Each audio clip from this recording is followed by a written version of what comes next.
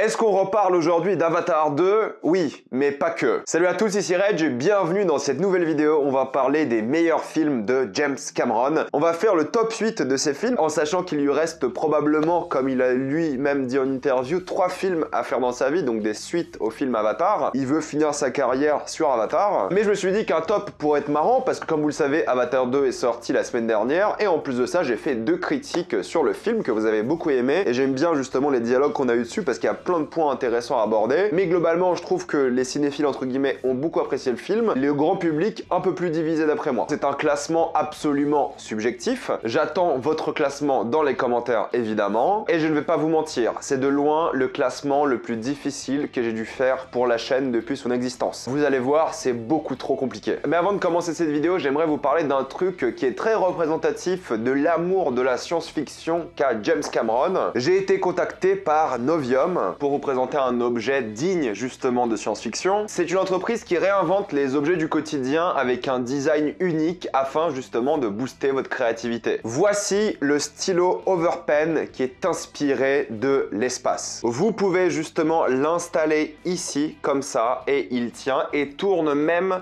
sur lui-même si vous le souhaitez. Il y a cette impression d'apesanteur, mais l'angle qui est là, de 23,5 degrés, est une référence à l'inclinaison de la Terre. L'Overpen 2.0 que vous voyez ici tourner a reçu le prix du magazine Time américain extrêmement connu. C'est considéré comme l'une des meilleures inventions de design de l'année. Vous pouvez aussi voir que c'est un stylo qui est très esthétique et que j'utilise aussi comme objet de décoration parce que pour le coup, sur mon bureau, il rend très bien. Vous pouvez même vous procurer des accessoires comme un casier en aluminium et un carnet de notes aussi très esthétique avec une citation assez plaisante à l'intérieur. L'objectif de ce stylo là, c'est d'avoir la classe et la mission est carrément accomplie. Profitez de Noël pour offrir justement l'Overpen, ça fera un excellent cadeau et commandez dès maintenant pour le recevoir avant la date clé, évidemment. Utilisez le lien dans la description et dans le commentaire épinglé afin de vous procurer l'Overpen 2.0 et bénéficier de 10% de réduction avec le code promo RegLGorilla. Foncez sur l'offre et profitez du fait que c'est bientôt Noël et que vous serez livré à temps. Parlons un peu de James Cameron qui est considéré aujourd'hui comme l'un des meilleurs réalisateurs de l'histoire du cinéma je pense. Ce qui est fort avec lui c'est qu'il a touché un peu à tout d'une certaine manière. Il reste très basé science-fiction de manière générale et on va dire blockbuster mais ça n'a pas toujours été le cas, c'est quelque chose d'assez récent pour lui, enfin récent, des années 80. Mais il y a quand même une phrase qui revient souvent que vous avez sûrement entendu sur les réseaux et sur internet de manière générale, c'est il ne faut jamais parier contre James Cameron car mine de rien James Cameron, si on parle juste de box-office, il n'a pas toujours eu une carrière folle en termes de box-office, mais il a fait quelque chose que personne n'a jamais fait dans l'histoire du cinéma, c'est aligner dos à dos les deux plus grands succès de l'histoire du box-office. Avec Titanic et Avatar, Titanic a dépassé plus de 2 milliards de recettes au box-office mondial, et Avatar qui est le seul film de l'histoire à avoir presque atteint les 3 milliards. Qui sait, peut-être un jour avec le ressorti, il les atteindra, on sait pas. Tout ça pour dire que voilà, en termes de box-office, c'est un roi qui n'a jamais été égalé, qui n'a jamais été dépassé, et en plus de ça, c'est considéré comme l'un des derniers ingénieurs et storyteller, narrateur du monde du blockbuster, surtout aujourd'hui. Maintenant où les blockbusters sont bien fades, et ça on va dire depuis les années 2000, les blockbusters perdent de plus en plus en qualité, et ça aussi avec le MCU récemment dans les années 2010. Mais James Cameron a toujours été le roi du blockbuster, car tous les films qu'il a sortis, blockbuster ou pas, ont tous été des réussites critiques, des réussites en termes de box-office, et surtout en termes de maîtrise, ont toujours été appréciés par les fans et par la presse. Et c'est ça qui est important avec Cameron, c'est qu'il plaît autant à la presse qu'il plaît au grand public. Les gens aiment les films de James Cameron, même s'ils savent pas que c'est James Cameron, il a quand même marqué le cinéma avec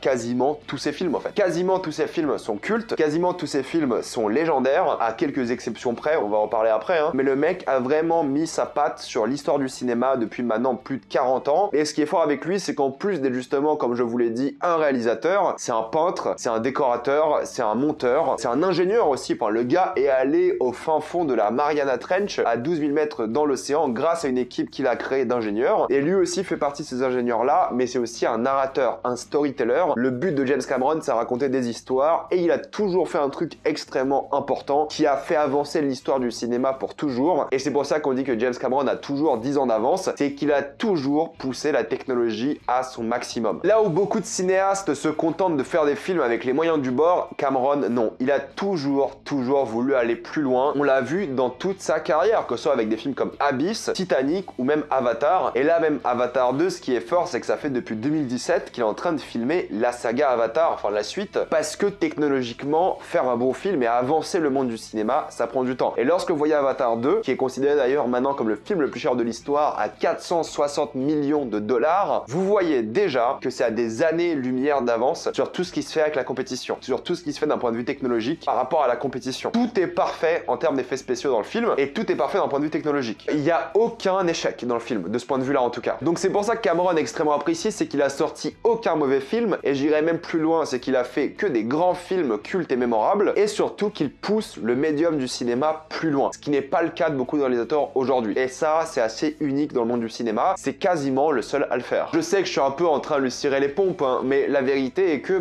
il a le droit d'avoir un ego surdimensionné, il a un peu cette réputation de dictateur sur les tournages et des choses comme ça. Je vais pas forcément commenter sur ça parce que personne ne peut se permettre de mal parler à des gens, même s'il a pas vraiment mal parlé à des gens apparemment, hein. C'est juste qu'il est très strict. Plein de gens disent qu'en interview il a un ego surdimensionné, mais s'il y a un gars dans le monde du cinéma de blockbuster aujourd'hui qui peut se permettre d'avoir un ego surdimensionné, qui fait ses preuves film après film depuis 40 ans, c'est bien lui. S'il y a un gars qui mérite d'avoir un melon, c'est lui. Et je dis pas que c'est forcément toujours agréable, hein, mais lorsque tu vois des interviews de lui, j'en ai bouffé plein ces dernières semaines, le gars a une assurance, le gars est sûr de ce qu'il fait et il est sûr du succès de son prochain film. D'ailleurs, il a même avoué dans peut-être un moment de faiblesse que si Avatar 2 n'est pas un succès, il reconnaîtra lui-même que c'est un dinosaure. Avatar 2 déjà pour son premier week-end d'exploitation est estimé à 550 millions de dollars dans le box-office mondial. On verra si le bouche à oreille fonctionne, j'ai des doutes, mais ça sera pas un échec, loin de là. Bref, faut parler de ce classement enfin. L'objectif c'est pas de faire des critiques des films à chaque fois, hein, vraiment c'est pas le but. J'attendrai un jour d'avoir un coffret 4K des films de Cameron. Je tiens juste à préciser que je vais pas parler de Piranha. Piranha pour moi c'est pas un film de James Cameron. Si vous regardez un peu comment le film a été fait, l'histoire de Cameron par rapport à ça, c'est lui qui est crédité en tant que réalisateur, c'est vrai, mais c'est pas réellement son film. Je commence tout de suite avec le pire film de James Cameron dans le classement, c'est le film True Lies. True Lies c'est un film que j'aime beaucoup, que j'ai revu hier matin pour le coup. C'est un film que j'aime beaucoup parce que c'est un film d'action comédie extrêmement bien foutu. Que ce soit Schwarzenegger qui est absolument excellent, l'alchimie qu'il a avec Jamie Lee Curtis qui est parfaite, le scénario qui est ce genre d'actionneur des années 90 qui montre un peu le passage de Cameron dans une nouvelle génération, une nouvelle époque, avec évidemment l'un de ses acteurs fétiches. Ce que j'aime beaucoup c'est le côté extrêmement généreux du film, c'est à quel point les scènes d'action sont plaisantes à regarder. C'est un film qui est rempli d'action, mais aussi de développement de personnages, de relations, mais c'est un film qui est assez simple pour deux raisons. Premièrement, le film n'a pas un objectif d'être exceptionnel. Ça se voit que c'est un peu l'actionneur bête, sympathique, extrêmement bien fait, et c'est la vérité. Et en plus de ça, le film est pas un scénario de Cameron, c'est un remake du film La Totale, qui est un film français évidemment, que Cameron a repris. Donc il y a ce côté où c'est pas vraiment que son film à lui. C'est d'ailleurs le seul film de la liste qu'il n'a pas écrit. Dans La Totale c'est très sympa aussi, hein, mais c'est juste que voilà, c'est pas 100% son film, contrairement aux autres films de la liste. Et en plus de ça, c'est l'un des films où j'ai pas grand chose à dire parce que le film est vraiment drôle, le film est vraiment bien écrit, bien réadapté. Comme je vous l'ai dit, il est extrêmement généreux. Il y a une scène pour moi qui a marqué ma jeunesse, je pense que vous savez très bien de quelle scène je parle, mais qui m'a aussi fait mourir de rire en même temps et m'a fait découvrir quelque chose lorsque j'étais un jeune garçon. Mais tout ça pour dire que c'est un film qui est extrêmement clean, extrêmement bien rythmé, on s'ennuie pas une seule seconde. Et c'est peut-être le film le moins connu de la carrière de Cameron, mais c'est quand même un film extrêmement divertissant. Et aujourd'hui, il met quand même à l'amende la grande majorité des blockbusters aussi, même s'il est sorti en 94. Mais c'est peut-être encore une fois le film entre guillemets le plus simple de sa carrière en termes de thématique, d'histoire, même s'il est, je trouve, aussi très mémorable. Mais je le mets un peu ex aequo avec le prochain film de cette liste, c'est Abyss. Abyss, je le trouve, d'un point de vue personnel, encore une fois, c'est ma liste, moins divertissant que True Lies, mais beaucoup plus impressionnant en termes de mise en scène, en termes de scénario, en termes de fin qui est absolument génial. Il y a ce côté où si j'ai le choix entre regarder Abyss et True Lies entre potes ou même le faire découvrir avec quelqu'un, je préfère faire découvrir True Lies parce que c'est un film plus grand public qui passe pour tout le monde. Abyss, c'est plus anxiogène, c'est plus années 80 forcément, on ressent bien les années 80 pour le coup là. Il y a vraiment quelque chose de très différent, mais les acteurs sont géniaux, même si on sait qu'il y a eu beaucoup de polémiques sur le tournage. Ed Harris c'est fantastique, mais c'est lui qui ne veut plus jamais travailler avec Cameron depuis ce film. Mais le film a quand même créé quelque chose d'assez unique. On voit l'amour pour l'océan de James Cameron avec ce film, mais je trouve que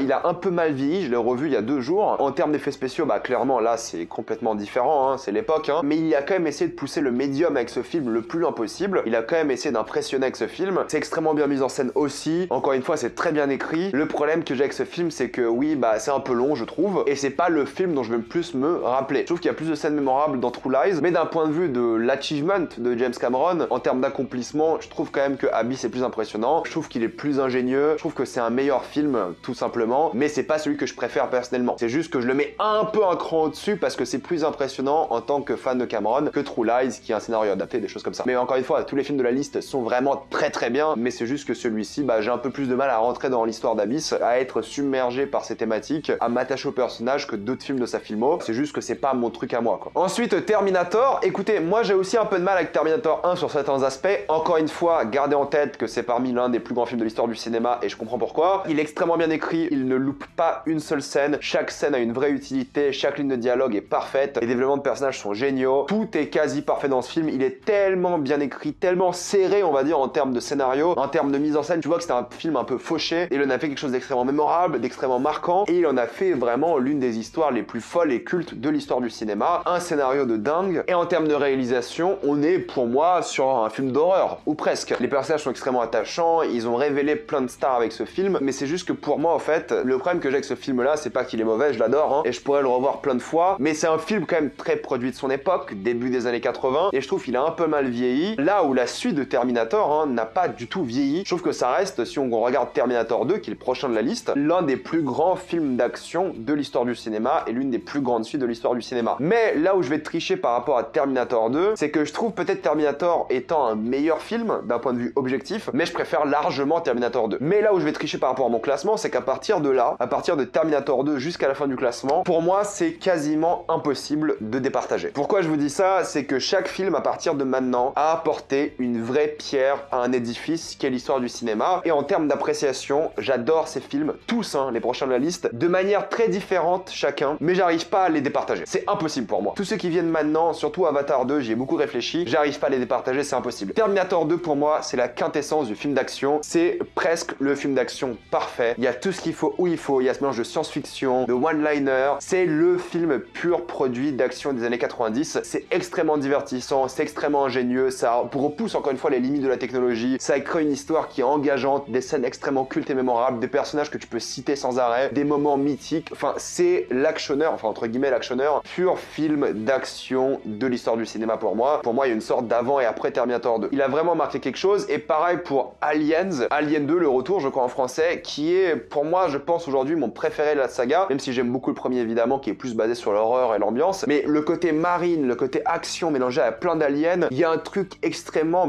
effrayant mine de rien de voir ces marines contre ces xénomorphes et ne pas y arriver. Il y a quelque chose de stressant, il y a quelque chose de traumatisant, il y a des scènes qui sont magnifiques en termes de photographie, tous les films de Cameron sont fantastiques, mais il y a ce truc où il y a du stress, de la tension. En termes de science-fiction d'action, là pareil Cameron il a recréé un truc, il a changé les codes, il a réinventé le genre, là où Alien a créé tout un mythe par rapport à l'horreur de science-fiction et l'horreur de manière générale, je trouve que Cameron il a réussi à créer une suite qui n'arrive pas forcément à surpasser parce que c'est pas les mêmes thématiques, c'est pas les mêmes idées, mais arrive à pousser le film encore plus loin, à réinventer la saga déjà au deuxième film et se dire ok regardez les gars, je fais un film d'action avec les xénomorphes et je fais un truc de fou, tout en gardant les thématiques du premier, tout en gardant un peu une certaine ambiance et en terrifiant les gens quoi, en poussant les choses plus loin. Enfin pour moi c'est comme ça qu'on devrait faire des suites, tu vas plus loin, tu reprends les thématiques du premier, tu les pousses à leur maximum et t'essaies de réinventer le film, et ce film là est parfait pour ça quoi. Et juste pour ça je pense que le film est fantastique, et pour le coup pareil comme Terminator 2, il n'a pas pris une ride, c'est extrêmement divertissant, c'est fou. Et c'est pareil pour Titanic hein. Je suis désolé mais Titanic il se fait souvent rabâcher, il se fait souvent critiquer, mais c'est de loin l'un des plus grands films de l'histoire du cinéma. Oui c'est un peu ringard et ce côté un peu histoire d'amour et tout, mais c'est peut-être la plus grande histoire d'amour de l'histoire du cinéma, un drama historique qui a clairement aussi changé le monde du cinéma pour toujours. Ces 3 heures de film, tu ne les vois pas du tout passer. Là on peut critiquer Avatar 2, il y a peut-être quelques longueurs pour certains. Titanic, à chaque fois que je le revois, en termes de rythme, il est parfait. En termes de personnages, d'écriture de scénario et tout, et beaucoup vont dire oui mais l'histoire est simple et tout, c'est facile. Mais regardez tous les scénarios de Cameron, ils sont tous simples entre guillemets. Nous ce qui nous intéresse c'est l'efficacité à laquelle le scénario est porté à l'écran. En termes de mise en scène, en termes de film catastrophe là pour le coup, en termes de drama historique, en termes d'émotion, il n'y a rien qui déconne dans Titanic. Objectivement, je dirais peut-être que c'est le plus grand film de James Cameron. Je pense vraiment que ça fait partie de ses œuvres ultimes du cinéma. Ça fait un peu partie de ses piliers, qui ont peut-être mauvaise réputation parce que c'est un peu fleur de peau, mais en vrai la réalité est que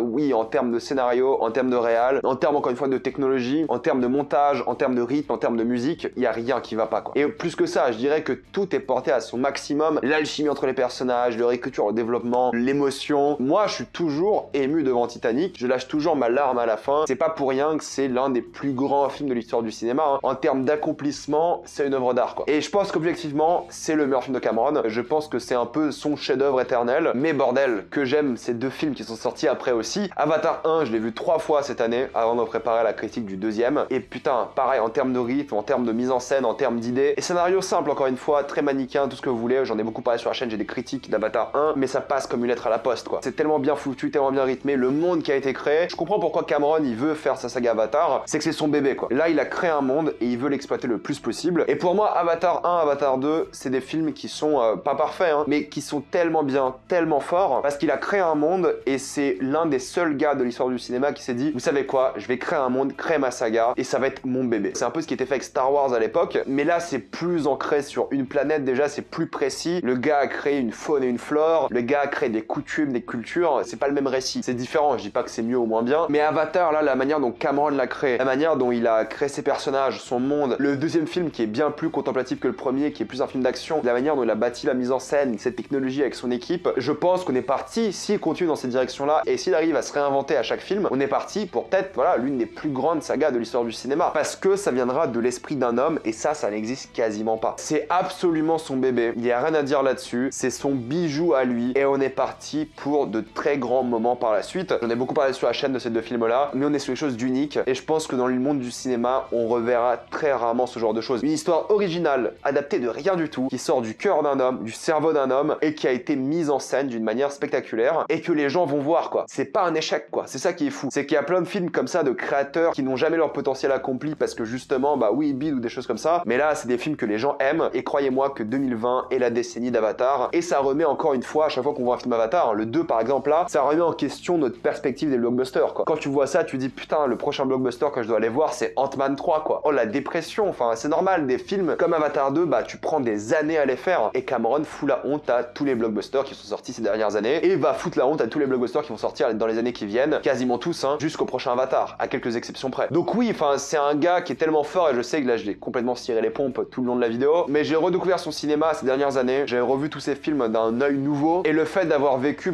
10 ans de Marvel au final, ça te fait comprendre que les films de Cameron, il y en a plus vraiment aujourd'hui quoi. Bref, mettez-moi votre classement dans les commentaires, on refera un classement peut-être en 2028 si je fais encore des vidéos en 2028, ça fait 10 ans que j'en fais, je pense qu'encore 6 années ça peut le faire. Bref, mettez-moi ça dans les commentaires, votre classement, je veux le savoir. Abonnez-vous à la chaîne pour plus de vidéos, mettez un j'aime, ça aide beaucoup la chaîne. Suivez-moi sur tous mes réseaux, et avant de quitter cette vidéo, pensez à vous commander l'Overpen 2.0 en utilisant le lien dans la description et dans le commentaire épinglé, et bénéficier de 10% de réduction avec le code promo RegGorilla. Ça arrivera avant Noël, donc vraiment foncez sur l'offre, et moi je vous dis à la prochaine fois. Salut à tous.